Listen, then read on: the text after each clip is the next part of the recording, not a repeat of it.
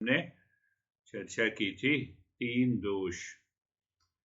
तो 3 दोष में मन के दोष हैं।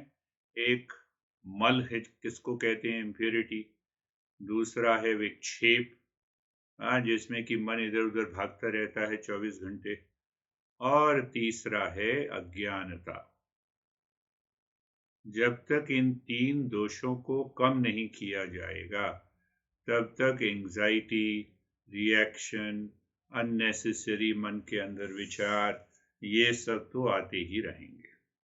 3 दोष हैं। मल कहते हैं इम्प्योरिटी, विक्षेप कहते हैं डिस्ट्रैक्शन और मन की भागा दौड़ी, और तीसरी बात कहते हैं अज्ञानता। मल जब तक नहीं जाएगा तब तक हम 50 तीर्थों में भी हम घूम लें,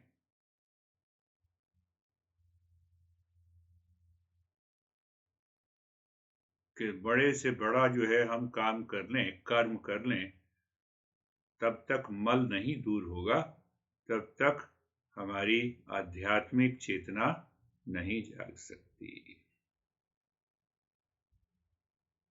अब इसमें जो 6 मल हैं उसकी चर्चा हम करेंगे।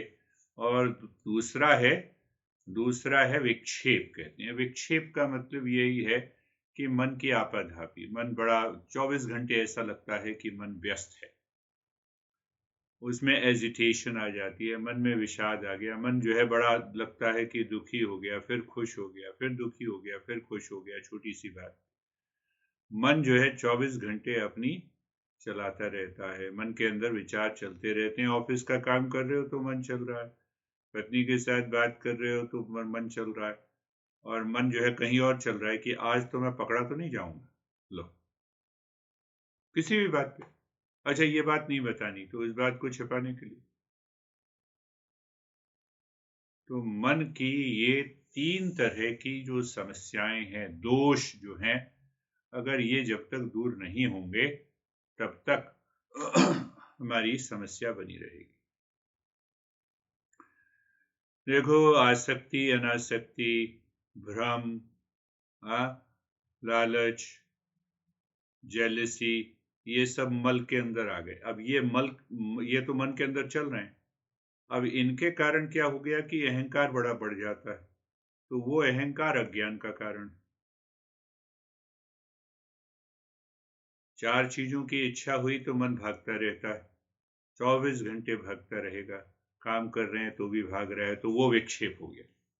3 तरह की समस्याएं हैं। पिछली बार हमने कहा था जिस तरह से हम सोचते हैं, हमारे विचार में, गुरुदेव इस पे बातचीत करते थे, शायद गंगोत्री में बहुत ज्यादा बातचीत उन्होंने की। तो हमारे विचारों से ही मन की अशुद्धि आती है। शास्त्रों में यही वर्णन है और सब जगह।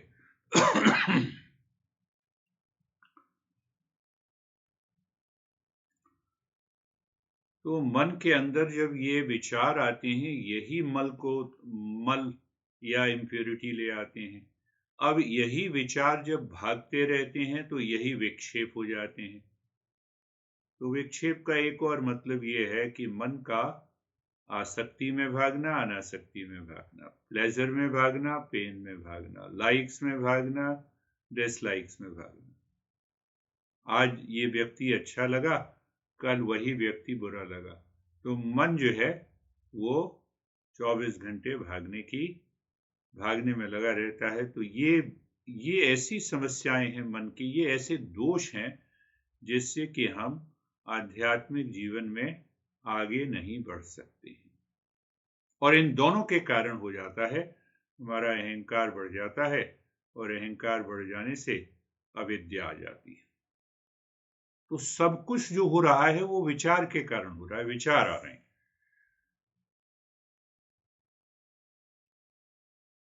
तो जितने भी ये विचार हैं, 3 प्रकार की बात मैंने कही कि एक तो मल हो गया, दूसरा विक्षेप हो गया, और तीसरा जो है वो अविद्या हो गई। तो एक तो बात, जबकि ये विचार मेरे मन के अंदर चल रहे हैं, और ये तीनों दोष मेरे मन के अंदर उपस्थित हैं। अब मैं कितना भी अच्छा होना चाहूं, अच्छा नहीं हो सकता। क्यों नहीं अच्छा हो सकता भाई? क्योंकि जो मेरे मन के अंदर विचार हैं वो संस्कार बन गए। अब वो संस्कार बन गए तो वो संस्कार की जड़ें मजबूत हो गई। अपने पिताजी का उदाहरण, और संस्कार की जड़ें मजबूत हो गई। अब संस्कार की जड़ें जो मजबूत हो गई तो मन बाहर आके जो बोलेगा, जो करेगा, जो बिहेव करेगा, वो उन्हीं संस्कार के कारण बिहेव करेगा। कहीं एकांत में 5 मिनट बैठते होंगे पिताजी तुम्हारे, तो उनको लगता होगा कि मैं क्यों सबके लाइफ में इंटरफियर कर रहा हूं, पर संस्कार इतने हावी हैं कि वो संस्कार फिर वापस बोलने पे मजबूर कर देते हैं। अच्छा तुम करोगे तो ठीक है, नहीं करोगे तो ठीक है, मैं कर लूंगा। तो तुम छोड़ के चले जाओ घर, जाने वो भेजने की इच्छा नहीं है, किसी को भी घर से बाहर निकालने की इच्छा नहीं। अब मन के संस्कार ऐसे हैं, कह दिया, कह दिया। अब कह दिया तो बस उसमें लगेगा। तो विचार क्या है? वही विचारों से तीनों दोष हुए। अब वो उस तरह के विचार चल रहे हैं तो उसके संस्कार बन गए। अब उसके संस्कार बन गए तो उसकी जड़ें मजबूत हो गई। तो उसके बाद मैं अच्छी बात भी करना चाहूंगा तो अच्छी बात में भी बुरी बात निकल जाएगी, क्योंकि संस्कार ऐसे बने हैं। तो एक तो विचार के स्तर के ऊपर हमें ठीक करना होगा। फिर बोलने की, हाँ, बोलने के स्तर के ऊपर हमें ठीक करना होगा। बोलने के स्तर पे भी ये तीनों रहते हैं, मल भी रहता है, इम्प्योरिटी भी रहती है, और विक्षेप भी रहता है, और अविद्या भी रहती है।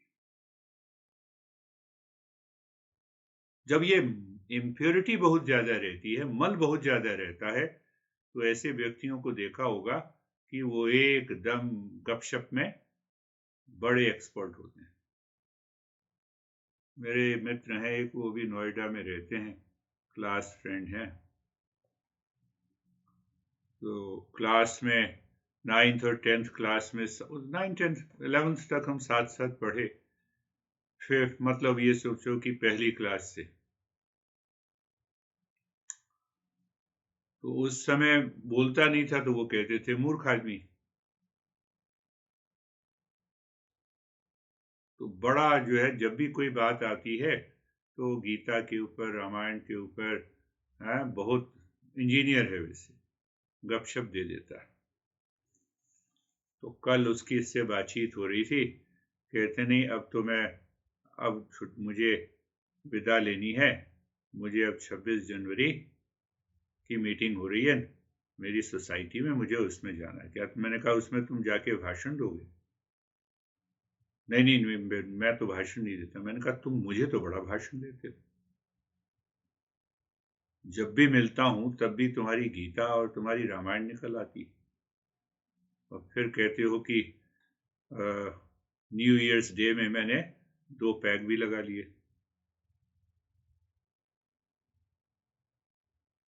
तो मल जो है, इम्प्योरिटी है, वो किसी न किसी रूप में बाहर निकल आएगी भाषा में। तो वो कहने, बड़े ईमानदारी से कहने लगा कि देखो भाई, मैं तुम्हारे सामने तो बोल देता हूं, बाकी बाहर बोलने की मेरी हिम्मत नहीं। तो मेरा बिहेवियर भी बदल जाता है इन विचारों से, संस्कारों से। इतनी हिम्मत नहीं होती कि मैं सही बोल पाऊं, और सही नहीं बोल पाते हैं तो मेरे बिहेवियर में, मेरे व्यवहार में द्वंद्व बना रहता है। अंदर भी द्वंद्व है और बाहर भी। अंदर मैं कुछ और सोच रहा हूं, बाहर मैं कुछ और बोल रहा हूं। तुम्हारे जीवन में भी घटता होगा, सबके जीवन में घटता। हाँ, अभी तुम कह रहे थे कि क्या बोलना है, कि मुझे बताना है या नहीं बताना, तो द्वंद्व था। तो देखो कि मल यानी इम्प्योरिटीज, इम्प्योरिटीज यानी उसमें 6 इम्प्योरिटीज हैं: काम, क्रोध, लोभ, मोह, मद, मात्सर्य। हिंदी में उसको अंग्रेजी में कहें तो उसमें कहो कि डिजायर, बाइंडिंग डिजायर, इच्छा या आसक्ति अनासक्ति कहो, और इच्छा पूरी हो गई तो लोभ आ गया। हाँ, जैसे तुम्हारे साथ घटना घटी कि चलो लगा ही देते हैं, 5 लाख लगा देते हैं, सब गए लोभ में। और अगर पूरा नहीं हुआ, अब पूरा नहीं हुआ तो गुस्सा आ गया, तो ना तनाव हो गया। तो वो तनाव किसके कारण हुआ? कि आसक्ति थी, इसके कारण, आसक्ति और अनासक्ति। तो वो मन का मल है। तो अगर हम पहले स्टेप पे ही रोक लेते उसको तो समस्या ही नहीं रहती, समाधान क्या करना। तो वो कहते हैं कि काम, क्रोध, लोभ, ये क्रोध को मतलब कि एजिटेशन हो गया, स्ट्रेस हो गई, मैं इधर उधर की बदला लेने की बात सोच रहा हूं। और लोभ, लोभ का मतलब ये है कि एक इच्छा बार बार मुझे रिपीट करनी है, उसको लोभ कहते हैं। तो अगर ये तीनों चीजें हैं, ये मल की बात हम करें, इम्प्योरिटी की, तो ये तीनों चीजें हैं, तो इससे क्या होगा? चौथी चीज बताई है काम, क्रोध, लोभ, मोह। अब मेरे मन के ऊपर मोह छा गया। मोह क्या है? नहीं ठीक है, अब तो पैसा मिल ही रहा है, इंटरेस्ट मिल ही रहा है, तो जब तक मिल रहा है तब तक मुझे बड़ा अच्छा लगता है, पर उसके अंदर की सच्चाई मैंने नहीं देखी कि कब ये रुक जाए। तो मोह का मतलब ये है कि जो सच नहीं है वो दिखाई देता है। जो सच नहीं है, जैसे कि राजस्थान में जाओ तो मृग मरीचिका, दूर देखो राजस्थान में तो पानी दिखाई देता है, अगर हम नजदीक जाएं तो पानी नहीं है, तो उसी को भ्रम कहते हैं। अब मैंने नजदीक जाके अपने विचार को नहीं देखा। अगर मैंने नजदीक जाके अपने विचार को देखा होता तो मैं एकदम रुक जाता। तो मोह के कारण मैंने वो डिसीजन ले लिया। तो क्या हुआ? काम, क्रोध, लोभ, मोह आ गया। अब बहुत चीजें, अगर कोई विचार मोह का है, वो जीवन में पूरा हो रहा है, बार बार लालच पूरा हो रहा है, उदाहरण। तो ये धीरा क्या करता है? ये हमारे अंदर अहंकार को जन्म दे देता है। एलन मस्क को देख लो, एलन मस्क को देख लो कि मैं ये सब कर दूंगा, और अभी जो है उसको $90 बिलियन का लॉस हो गया। तो जब सफलता मिलती रहती है बाहरी जीवन में, मोह उसमें छिपा रहता है, वो मोह एकदम ब्रेक दे देता है। कोई बात नहीं, ठीक है, टाल दिया हमने, किसी को कुछ कहा, टाल हम इसलिए दे रहे हैं कि हम उससे कोई बात छिपा रहे हैं, तो वो छिपी हुई बात फिर एक ना एक दिन तो निकल ही जाएगी। वो निकल गई तुम्हारे फोन से निकल गई। वो देखो, तो मोह जो है वो अहंकार को भी जन्म देगा, पर अहंकार अपने आप को छिपाना चाहता, पकड़े गए। अब उसको छिपाने के लिए अगर हम कोई और काम करेंगे तो फिर बाद में फिर पकड़े जाएंगे, आज नहीं तो कल।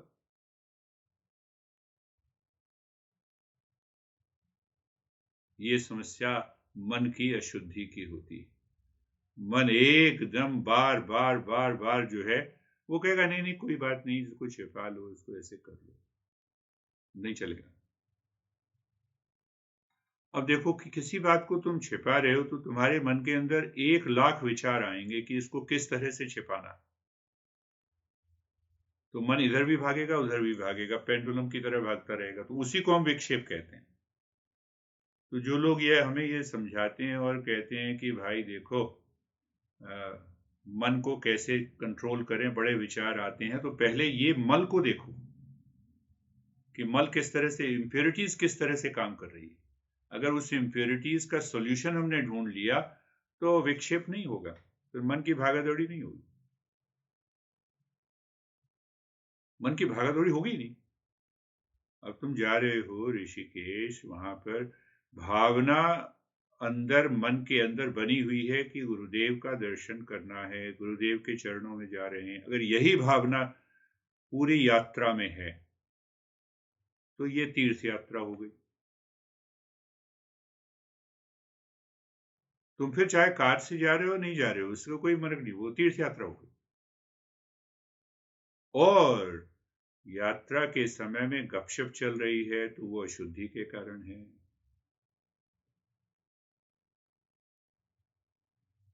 तो फिर चाहे तुमने 1 लाख भी वहां पे दान दे दिया, उसका कोई ज्यादा फर्क नहीं पड़ता, उसका असर नहीं, क्योंकि किस भाव से दिया वो। कृष्ण भी भगवान कहते हैं मेरे को पति भी दे दो भाव से तो चलेगा, फूल दे दो एक तो चलेगा। तो भाव अगर नहीं है तो भाव कहां से आया? भाव तो संस्कार जैसे होंगे वही उसी से आएगा ना। और संस्कार कहां से बने? अगर मल बना रहेगा, ये इंप्योरिटीज बनी रहेगी, तो भाव भी उसी तरह से पैदा होंगे।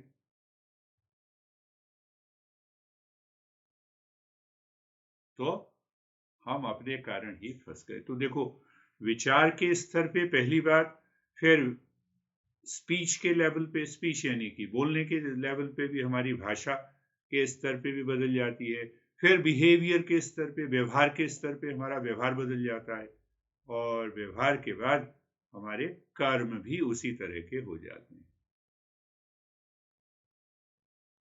तो जो भी हम कर्म करते हैं भाई, जो भी कर्म करने का तो जिस तरह से हम हमारा व्यवहार अपने पारिवारिक जीवन में है, व्यवहारिक प्रोफेशनल लाइफ में है, तो उसमें वो फिर भय उत्पन्न कर देगा, ईर्ष्या उत्पन्न कर देगा, द्वंद्व उत्पन्न कर देगा। अब ये व्यवहार बड़ा अच्छा है, तुमने बातचीत की, देखो विचार से ही आया, पिताजी जो कहते हैं मैं वो कर देता हूँ, शादी की तैयारी। अब ये व्यवहार, वो सारी चीजें मैं नोट करता हूं सबकी। अब तो स्वाभाविक रूप से, क्योंकि मैंने अपने लिए नोट की, तो फिर दूसरों के लिए भी एकदम पता पता लग जाता है कि तुमने एक शब्द और एक वाक्य बोला तो उससे पता लग गया कि तुम कहां से, कौन से संस्कार से बोल रहे हो। तो ये भाव अच्छा है कि हाँ, पिताजी जो कहते हैं ठीक है, शादी विवाह का है, उन्होंने अपनी रिस्पॉन्सिबिलिटी समझी है और उन्होंने कहा ये करना है, ठीक है जी कर देंगे, बिल्कुल करना है, आपकी आज्ञा सिर माथे। तो अब क्या है कि जैसे अगर हम ये कहते हैं, ये एक्शन में लेते हैं, कर्म से हमने ये कहा कि हाँ ठीक है पिताजी ये कर देंगे, तो हम अपने मल को धीरे धीरे कम कर रहे हैं। उसकी चर्चा हम बाद में करेंगे। वो कर्म योग है। कर्म योग बुद्धि से होता है, सारा सारा कर्म योग बुद्धि से होता है।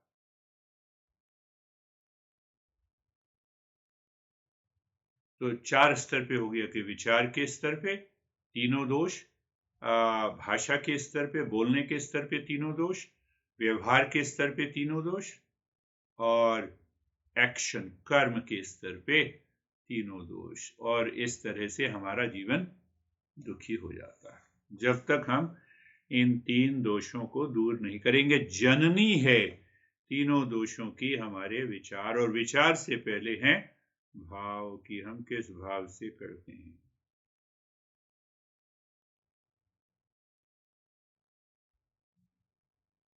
डिजायर कहते हैं, डिजायर इच्छा। तो डिजायर में एक तो बाइंडिंग डिजायर है, एक अनबाइंडिंग डिजायर। शुरुआत जो इम्प्योरिटी की होती है, अशुद्धि की होती है, वो डिजायर से होती है। तो फिर एक प्रश्न आता है मन में कि भाई क्या हमें भूख लगी है, ये भी तो डिजायर है, तो इससे भी अशुद्धि पैदा होगी? नहीं। हाँ, दोनों चीजें। अब थोड़ा सा गहराई में जा रहे हैं ना, तो हाँ और ना कैसे? पता नहीं क्या खाना बना दिया, मुझे तो यही दाल पसंद थी। अब ये हो गई बाइंडिंग डिजायर, इससे आ गई अशुद्धि। और भोजन आया, तुमने प्रणाम किया, तुमने भगवान का धन्यवाद किया और भोजन ग्रहण कर लिया, इससे अशुद्धि नहीं है। अब इसमें एक और बात है, बड़ा सूक्ष्म है ये सब, छोटी छोटी बातें हैं, अगर जितना गहन हम विचार करेंगे तो अब देखो फ्यूचर में, भविष्य में इस बात का ध्यान रखो। अच्छा, ये दाल तो मुझे अच्छी लगती है, और अगर ये दाल बन जाए तो अच्छा है। ना बने और नहीं बनी, फिर जो आए सामने उसी में प्रसन्न हो जाना, तो ये मन की अशुद्धि को पैदा नहीं करेगा। नहीं, अच्छी बन गई, हाँ, जो मुझे पसंद है बन गई, आ गई, ठीक है। नहीं आई तो भी ठीक है, आई तो ठीक है, नहीं आई तो भी ठीक है। तब हमारा मन जो है फिर उस डिजायर के ऊपर बैठा है, इच्छा के ऊपर बैठा। अगर इच्छा हमारे ऊपर बैठी, मुझे यही चीज चाहिए,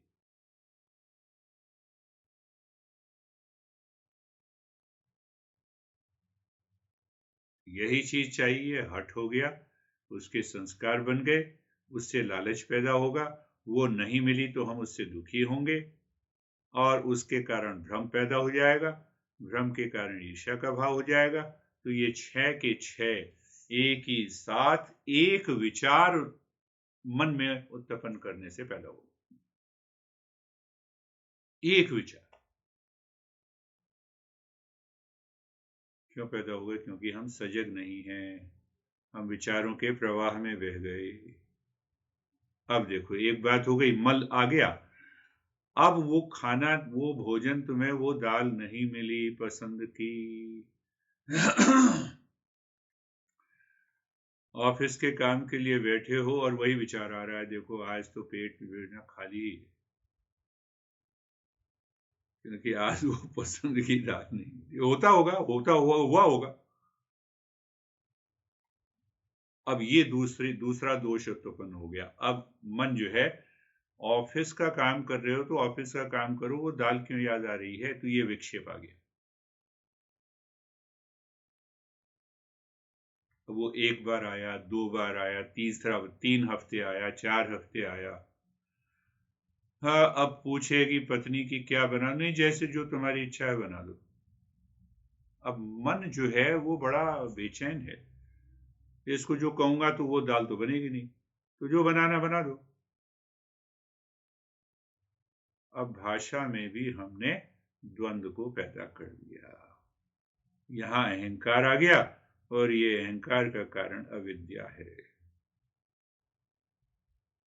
तीनों चीजों, तीनों दोष एक साथ एक विचार से आ गए, एक दाल से आ गए, जो कि दाल का हमारे जीवन में उतनी इंपॉर्टेंस नहीं है। एक दाल के क्यों इंपॉर्टेंस बनी? क्योंकि आसक्ति है, क्योंकि मुझे यही दाल बढ़िया लगती है। ये छोटी सी एक दाल की बात बता रहा हूं, ऐसे हजारों कारण हैं, ऐसे हजारों विचार हैं जहां जहां हमारी आसक्ति है।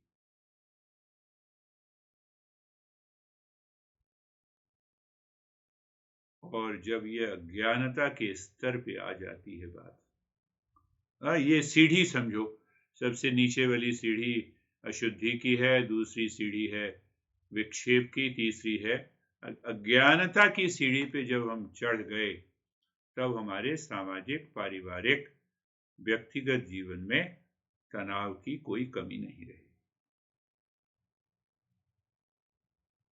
अब वो संस्कार बन गए। बार बार सुनना इसको, और उदाहरण से, अपने जीवन के उदाहरण को पकड़ना कि कहाँ यहाँ पे मैंने ऐसा किया तो ऐसा हुआ, इसी कारण मैं दुखी हुआ, तो मैं एकदम बात में पकड़ने लगा। तो शुरुआत तो विचार से हुई, तो उसमें अशुद्धि थी, वो जाके विक्षेप में आ गया, तो मन 24 घंटे उसी में खोया रहा, और उसके कारण अहंकार की प्रवृत्ति आ गई। अज्ञानता में आने के बाद फिर हम दुखी होते ही रहेंगे, बिना बात ही दुखी रहेंगे। ये तीनों दोष तीनों दोष जो है हमारे जीवन में बने रहते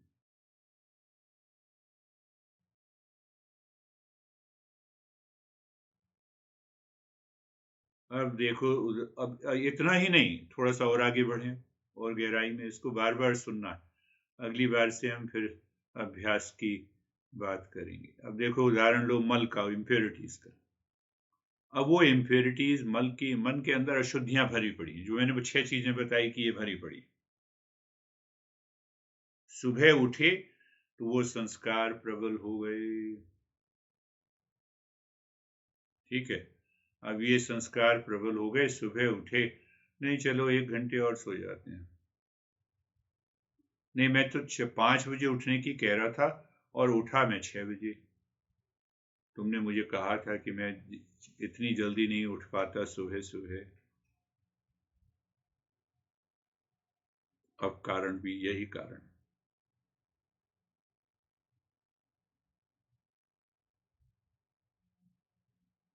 तो मुझे वो सारे विचार याद आ गए पिछले 2-3 महीनों में जो तुमने कहे अपनी समस्याएं, तो मैंने कहा नहीं, मुझे इस टॉपिक पे बताना है।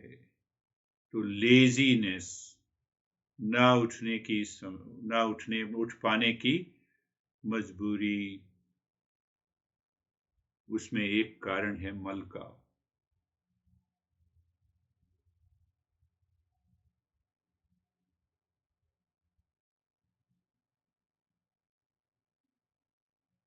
और बेचैनी है मन में, बस कुछ नहीं, सब कुछ ठीक ठाक है फिर भी मन में बेचैनी है,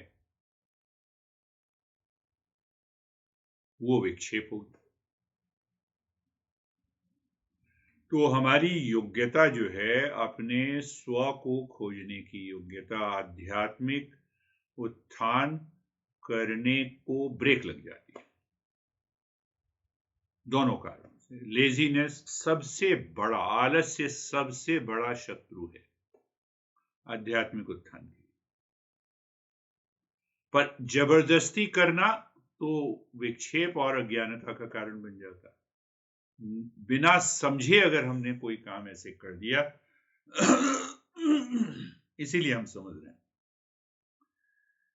कि जड़ से हमें मन की शुद्धि पर ध्यान देना है, मन के विक्षेप को दूर करना है, और फिर जब हम मन की अज्ञानता को दूर करने पे आएंगे तो समस्याएं दूर हो जाएंगी।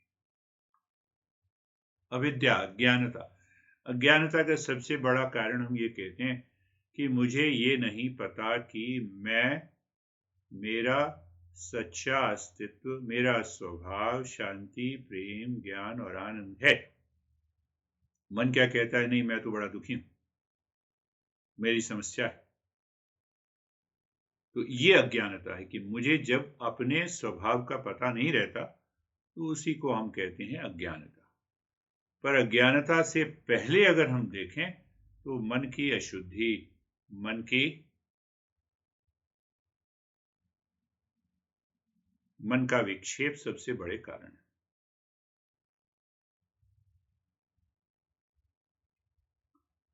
मैं ये कार खरीदूंगा तब मुझे खुशी होगी, अशुद्धि। मुझे कार ट्रैवल के लिए खरीदनी है, जो सबसे उपयोगी होगी मैं वो खरीदूंगा, मन की शुद्धि। दोनों में कार खरीद रहे हो, कार तो दोनों में खरीद रहे हो, एक में शुद्ध मन है, एक में अशुद्ध मन। मेरी पत्नी ही मुझे सुख देगी, अशुद्धि। मेरे अंदर सुख है, शांति है, और मैं इसकी अभिव्यक्ति पत्नी के साथ करूंगा, ये शुद्ध मन है। समझे? मेरी पत्नी से ही मुझे सुख देगी, शांति देगी, ये अशुद्धि है मन की। मैं शांत हूं और अपने संबंधों में मैं अपने अंदर की शांति से संबंधों में शांति लाऊंगा, ये मन की शुद्धि है। विचार एक ही है। देखो, इस तरह से अगर हम सोचेंगे, विचार करेंगे, प्रमोशन मुझे ऑफिस में मिल जाए तो बड़ा अच्छा होगा, तब मुझे शांति मिलेगी। मुझे जो काम दिया गया है मैं उस काम को एक अगले स्तर पर ले जाऊंगा, ये शुद्ध मन का काम है। जब मैं अगले स्तर पे ले जाऊंगा तो लोगों के नोटिस में अपने आप ही आऊंगा, लोगों के नोटिस में आऊंगा तो जो मिलना है वो मिलेगा। शुद्ध मन अशुद्ध मन, तुम कोई भी विचार बता दो, कोई भी काम बता दो, शुद्ध और अशुद्ध मन की तरफ हम शुद्धता की तरफ भी जा सकते हैं, अशुद्ध मन की तरफ भी जा सकते हैं। थोड़ा सा और गहरे जाओ। हम एक एक स्टेप पे गहराई में जा रहे हैं। बाहर तुम मॉल में गए, कोई कपड़ा देख लिया, किसने देखा कपड़ा? आंख ने। आकर्षण आया, हम दूसरे को भी देख ले, अपनी पत्नी के अलावा दूसरे की पत्नी को देख लेते हैं, उसमें भी आकर्षण हो जाता।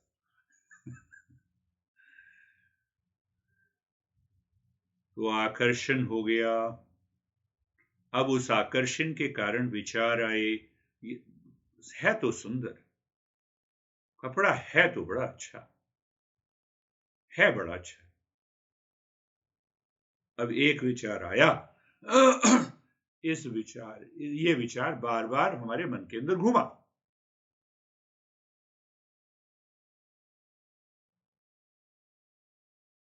बार बार विचार घूमने से आसक्ति आ गई। उसी को आसक्ति कहते हैं। आसक्ति कोई बड़ी चीज नहीं है, एक विचार का बार बार मन के अंदर घूमना। या तो हम आकर्षण में हैं या विकर्षण में हैं, आसक्ति में है अनासक्ति में, या लाइक्स में है या डिसलाइक्स में। अब उसी सज्जन को देख लो, जहां से तुम्हें पैसे आ रहे थे, बहुत अच्छा है, बहुत अच्छा है, बहुत अच्छा है, बहुत बुरा है, बहुत बुरा है, बहुत बुरा है। व्यक्ति तो वही है भाई, हाड़ मांस भी वही है, हाइट भी वही है। हाइट बदल तो नहीं गई, तो बुरा कैसे हो गया, अच्छा कैसे हो गया? ना तो हाइट बदली, ना रंग बदला, ना शरीर का वेट बदला। तो मेरे मन ने कहा ना कि आज अच्छा है, कल बुरा है। इस बात को पकड़ना है कि एक परिस्थिति अच्छी है और एक परिस्थिति बुरी है, एक व्यक्ति अच्छा है, एक व्यक्ति बुरा है।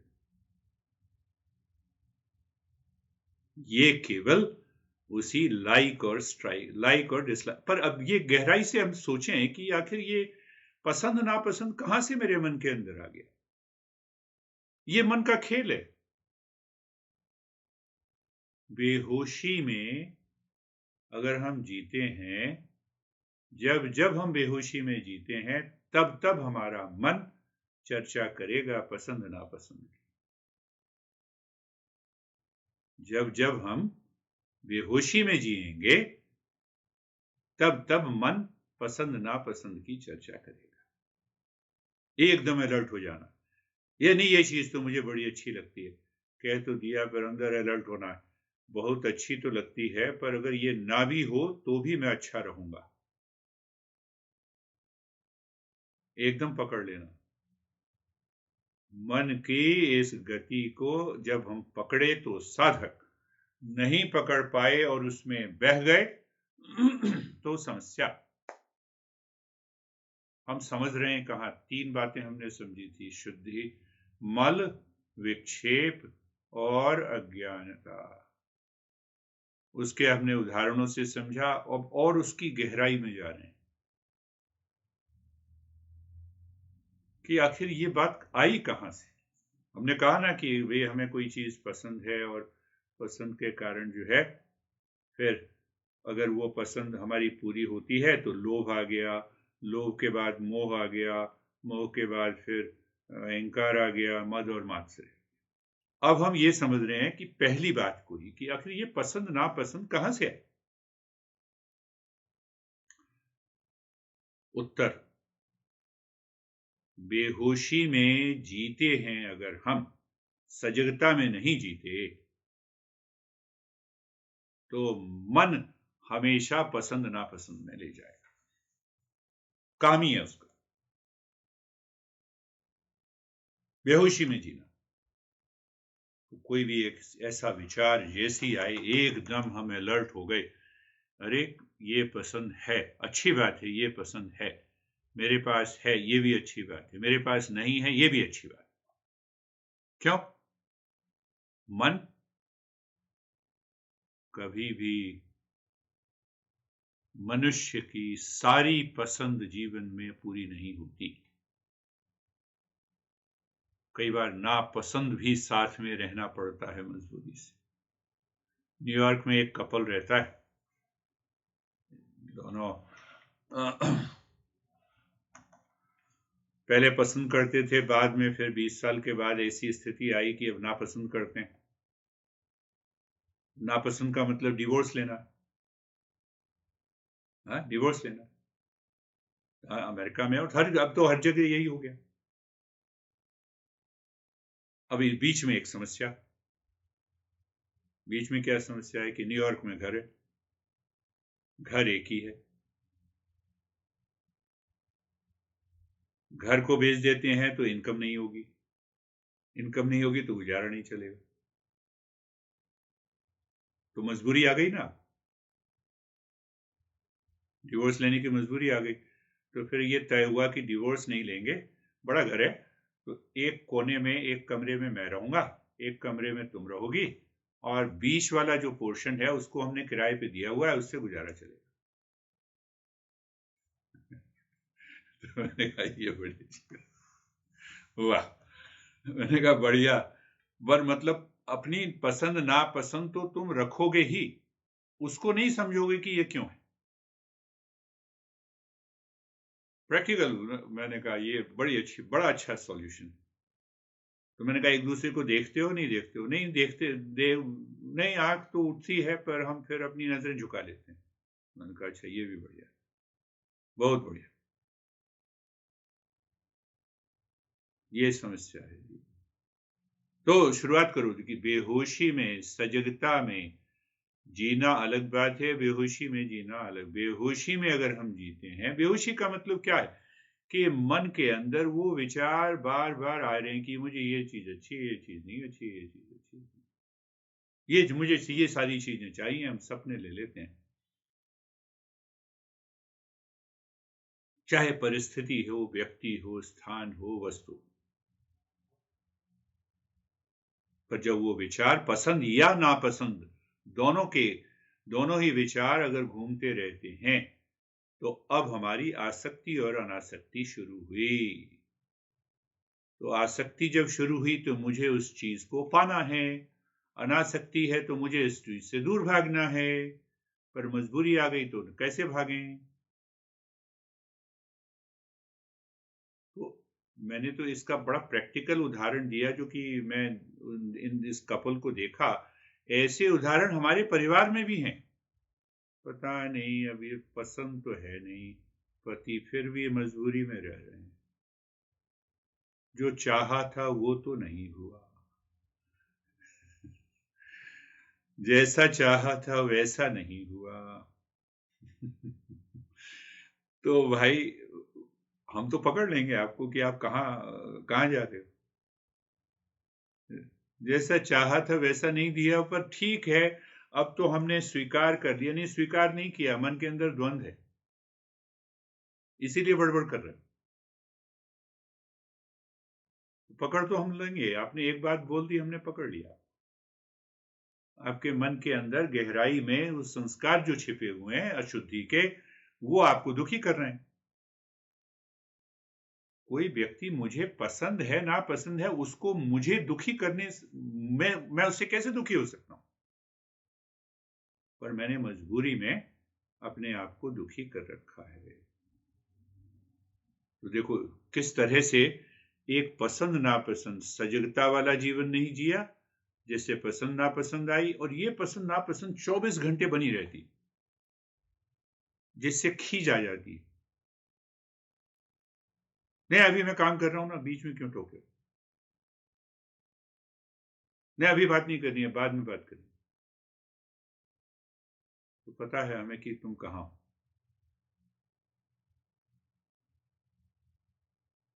कितना बड़ा गहरा मनोवैज्ञानिक विश्लेषण है हमारे मन की विचारों का। उस विचार से ही भाव उठे और भाव से भाषा, भाषा से कर्म और फिर व्यवहार। इसीलिए हम कहते हैं कि भाई सजगता में जीना ही ध्यान है। गुरुदेव इसकी भाषा तुम्हें याद आ रही है कि क्या कहते थे? सावधानी ही साधना है। मैं तुम्हें याद दिला रहा हूं, मेरे मन के अंदर तो बैठी हुई है बात, सावधानी ही साधना है। इसका मतलब बेहोशी में जीना और होश में जीना। अब देखो और उदाहरण से समझो कि अशुद्ध मन बाहर की ओर भागेगा, बाहर की ओर भागेगा तो विचार आएंगे। शुद्ध मन अंदर की ओर भागेगा, अंदर की ओर ही तो सजगता आएगी। अब देखो सॉल्यूशन भी देखो। मन एक ही व्यक्ति के विषय में विचार कर रहा है, दुखी हो रहा है, उसी समय हम सजग हो गए, मेरे मन अंदर भागो जरा, पहले अंदर बैठ जाओ, सजग हो गए, दूसरे के बारे में विचार बंद हो गया, मन शुद्ध हो गया। अब विवेक से हमने उस समस्या का समाधान निकाला। अब विवेक में पहले सजगता आई, सजगता से हमने सजगता का स्तर बढ़ा, पसंद नापसंद छोड़ी, वहां से फिर हमने विवेक से उस समस्या का समाधान निकाला। अशुद्ध मन बाहर की ओर भागता है, संसार में किसी व्यक्ति, वस्तु, स्थान के, तभी तो विचार आएगा। फिर विचार के अंदर हमें देखना है कि पसंद नापसंद है। जब जब पसंद नापसंद हो, एकदम मन को कहो कि पहले तुम अंदर बैठो जाकर, मैं पसंद और नापसंद को हटाता हूं और विवेक से मैं ये देखता हूं कि क्या चीज शुभ है, अच्छी है। शुभ और अच्छा होना पसंद नापसंद से अलग है।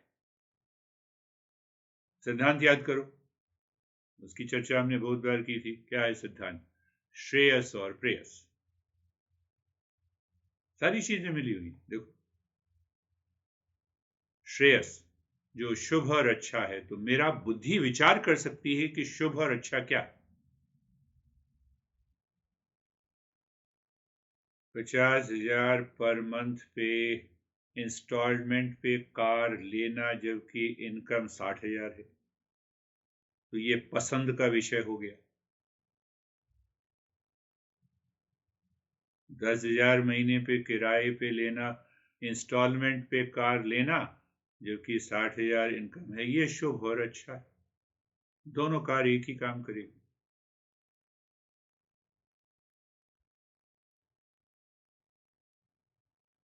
अपनी पसंद को थोपना मन की अशुद्धि।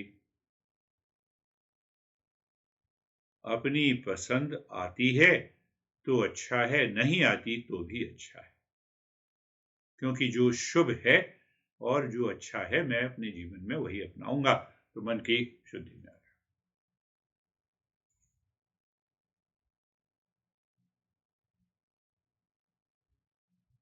और गहरे जाए तो विचार से पहले, विचार से जो विचार आते हैं बेहोशी, बेहोशी में प्रेयस के विचार। अब शब्दों को हम समझ सकते हैं। प्रेयस का विचार, बेहोशी में हमने विचार, पसंद नापसंद के विचार को उत्पन्न किया, उससे ये अशुद्धि पैदा हो गई। ठीक है जी। अब ये विचार 24 घंटे चल रहे हैं मेरे मन के अंदर, इसने संस्कार बना लिए। अब एक संस्कार जो बनता है, जिसको हम कहते हैं मंकी माइंड, बंदर वाला मन। बंदर वाले मन को तो अच्छी तरह से जानते ही हो कि कूदता और फांदता रहता है। इसकी वजह से एक तो लेजीनेस आती है, इसकी वजह से हमारे शरीर के अंदर थकान बहुत गहरी हो जाती है, हमारी भाषा में, हमारे व्यवहार में परिवर्तन आ जाता है। तो उन विचारों से एक मंकी माइंड पैदा होता है जो हमारा नाश करने के लिए हमेशा तैयार रहता है, और एक होता है भेड़ वाला मन, जिसको शीप माइंड बोलते हैं। शीप माइंड क्या है? बोलना नहीं चाहिए, पर समझने के लिए बोल रहे हैं।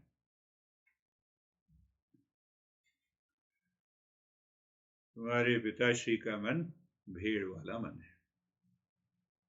क्यों? भेड़ वाला मन क्या है? भेड़ को देखते हो कि वो एक भेड़ एक दिशा में जाएगी तो सारी भेड़ उसके पीछे भागी, बिना विचारे। अब शीप एक भेड़ को बाड़े के अंदर भगाया तो सारी भेड़ जो है उस बाड़े के अंदर भागी। अब ना किसान ने बंद कर दिया, ठीक है यार अब समझ में आ गया, चलो बंद हो गए।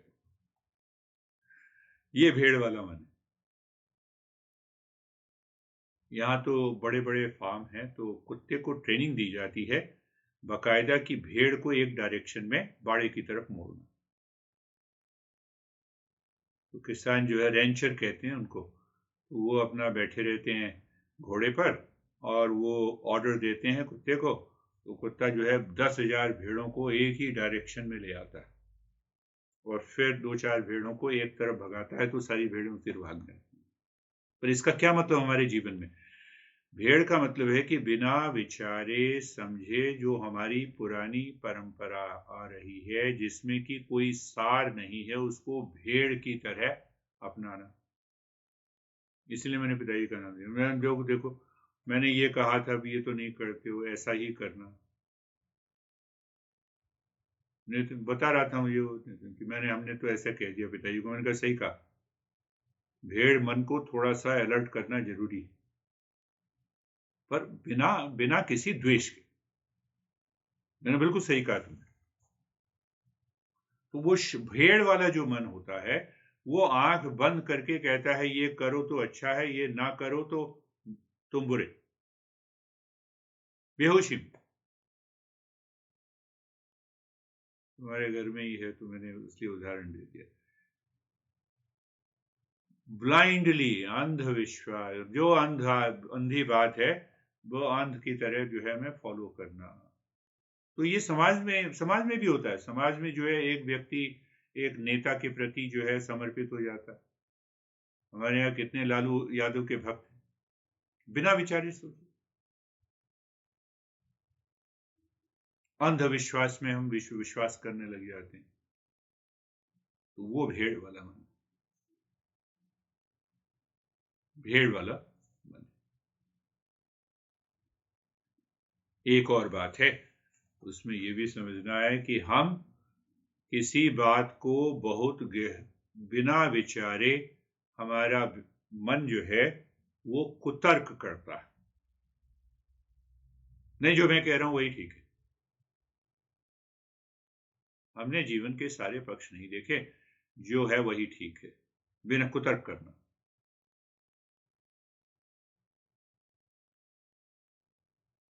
ये समस्याएं होती हैं मन की अशुद्धि से, ये समस्याएं हुई होती हैं।